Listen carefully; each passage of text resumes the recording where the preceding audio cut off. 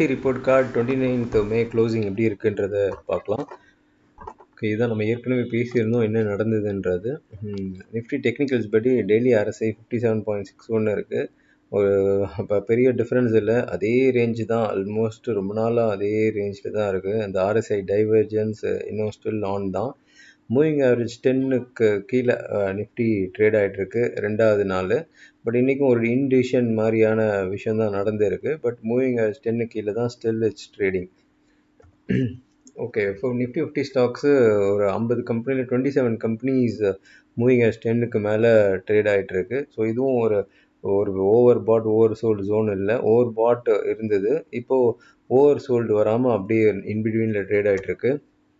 இன்றைக்கும் FIS 884 க்ரோர்ஸுக்கு by பண்ணியிருக்காங்க. DASும் 4286 க்ரோர்ஸுக்கு by பண்ணியிருக்கிறாங்க. கண்டினியூஸாக கேஷ் மார்க்கெட்டில் ரெண்டு பேரும் இப்போது வாங்கிட்டு இருக்காங்க. பட் F&O பொசிஷன் வேறு மாதிரி காமிக்குது. பப்ளிக் 1,61,000 கான்ட்ராக்டு பையில் இருக்காங்க. இது வந்து கண்டினியூ ஆச்சுன்னா, இந்த சீரியஸில் கண்டினியூ ஆச்சுன்னா நல்லா நம்ம எதிர்பார்க்குற மூவ்ஸ் பார்க்கலாம்.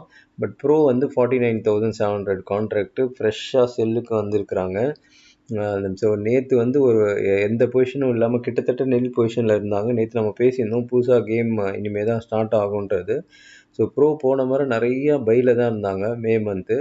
பட் ஜூன் மந்த்து இப்போது ஸ்டார்ட் ஆக போது இதில் 49,700 கான்ட்ராக்ட் செல்லில் இருக்காங்க.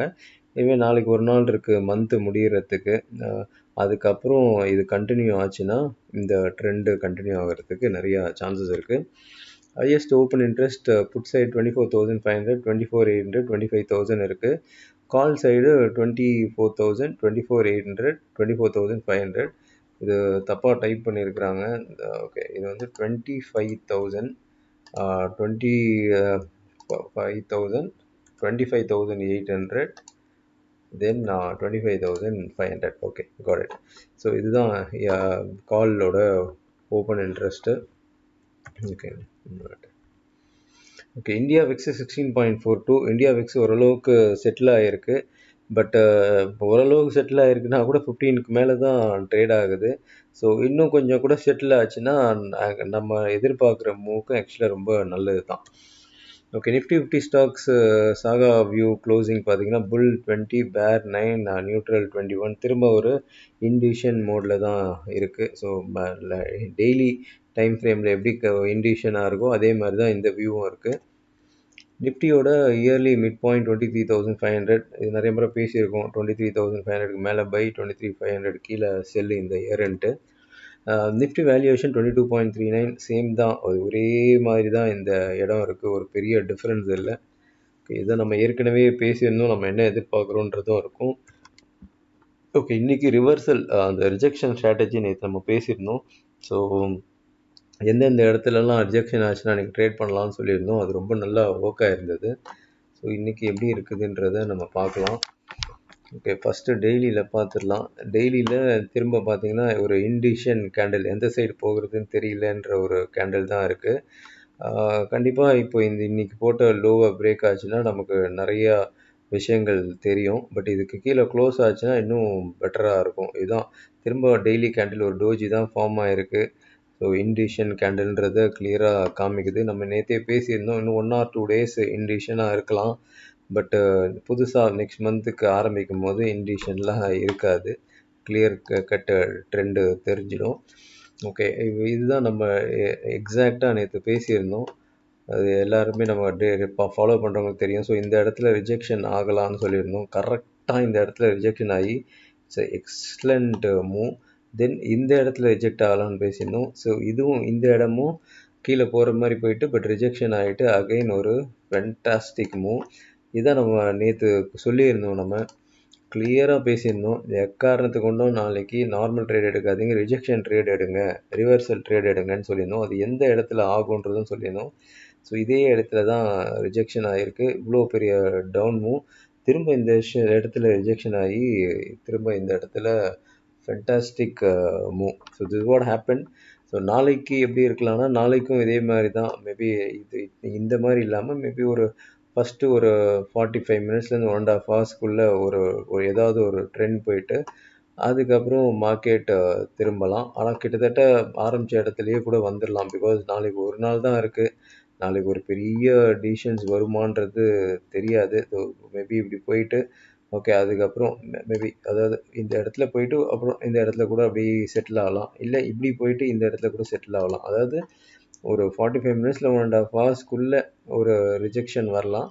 ரிஜெக்ஷன் வந்துட்டு மார்க்கெட் அகெயின்ஸ்ட் தி அது வரைக்கும் போனதுக்கு அகெயின்ஸ்டாக திரும்பிட்டு தென் ரொம்ப ஒரு பெரிய மூவ் இல்லாமல் அப்படியே கூட செட்டில் ஆகலாம். பிகாஸ் நாளைக்கு ஃபர்ஸ்ட் டே கான்ட்ராக்டு எந்த டைரெக்ஷன் போகுது அப்படின்றத ஒரு மக்களுக்கு தெரிய வைக்கிற ஒரு சூழ்நிலையில் இருக்கும். ஸோ அதுக்கேற்ற மாதிரி மார்க்கெட் மூவ் இருக்கிறதுக்கு நிறையா சான்சஸ் இருக்குது. ஸோ இந்த இதை பார்த்துக்கோங்க.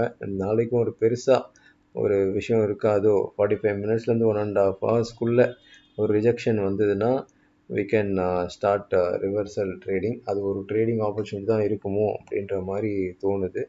திரும்ப ஆரம்பித்த இடத்துலையே கூட திரும்பி வந்துடலாம். ஏன்னா பிகாஸ் அதுக்கப்புறம் புது மந்த்தே ஆரம்பிக்கும். புது மந்தில் நாளைக்கு எடுக்கிற டிசிஷன்ஸுக்கு பேஸ் பண்ணி நிறையா போகும். பட் எனிவே செகண்ட் அன்றைக்கி ஒரு நல்ல மூமெண்ட் இருக்கிறதுக்கு சான்சஸ் இருக்குது. நாளைக்கு இந்த மாதிரி இருக்கிறதுக்கு வாய்ப்பு இருக்குது. இது என்னுடைய பர்சனல் பாயிண்ட் ஆஃப் வியூ. உங்களுடைய டிசிஷன்ஸை உங்களுடைய ட்ரேடிங் டிசிஷன்ஸை நீங்கள் எடுத்துக்கோங்க. ஓகே ஸோ இது நம்ம ஓகே இது வந்து ஈக்விட்டி டிலைட். இப்போ தான் ஒரு செஷன் முடித்தோம். ஸோ அதுலேயே they started making money. Happy to see. Then இது நம்ம ஈக்விட்டி ட்ரேட் பண்ணவங்களுடைய ப்ராஃபிட்ஸு டெய்லி பேசிஸில் ப்ராஃபிட்ஸ் பண்ணிகிட்ருக்காங்க. ஆல்மோஸ்ட் 75% தி ட்ரேடர்ஸ் ப்ராஃபிட் பண்ண ஆரம்பிச்சிட்டாங்க. மீதி 25% இருக்கவங்களையும் ஸ்டார்ட் பண்ண வச்சுட்டு ப்ராஃபிட்ஸ் பண்ணுவாங்கன்றத நம்புகிறோம். ஓகே இதெல்லாம் இன்றைக்கோட ட்ரேடு எல்லாம் ரிவர்சல் ட்ரேடு தான். அருமையான ட்ரேடை எடுத்துருக்குறாங்க. நல்ல புத்திசாலித்தனமாக இருக்கிறாங்க. Okay intraday pattern training 18th June இருக்குது. ஸோ தேவையானவங்க இதை யூஸ் பண்ணிக்கோங்க. இதில் இந்த ஆப்ஷன்ஸ்லாம் நிறைய பேர் இன்னும் வந்து என்ன சொல்கிறது கால் ஸ்ப்ரெட்டு புட் ஸ்ப்ரெட்டு ஸ்ட்ராங்கல்லு ஸ்ட்ராடில்லு இப்படியே இருக்கிறாங்க. ஆப்ஷன்லாம் இதெல்லாம் ஓகே ஆகாது. நம்ம ஸ்டூடெண்ட்ஸுக்கு தெரியும் எந்த மாதிரி ஆப்ஷன்ஸு ஒர்க் ஆகுன்றது. Anybody can learn. ஒரு 5th ஸ்டாண்டர்ட் படிக்கிற பையன் கூட நம்ம சொல்கிற ஆப்ஷன்ஸை புரிஞ்சிக்கலாம். இன்னும் மக்கள் நிறையா இந்த மாதிரி பைத்தியக்காரத்தனமாகவே இருக்கிறாங்க. இதெல்லாம் தான் ஆப்ஷன் சொல்லிட்டு. எனிவே நம்ம இப்போ பிரேக் பண்ணியிருக்கோம். அதை கொஞ்சம் பேருக்கு சொல்லி கொடுத்துருக்கோம். இன்னும் இப்போ வரும் பீரியடில் நிறைய பேர் நம்ம கான்செப்டை யூஸ் பண்ணுவாங்கன்னு நம்புகிறோம். Thank you so much. திரும்ப இன்னொரு வீடியோவில் உங்களை சந்திக்கிறேன்.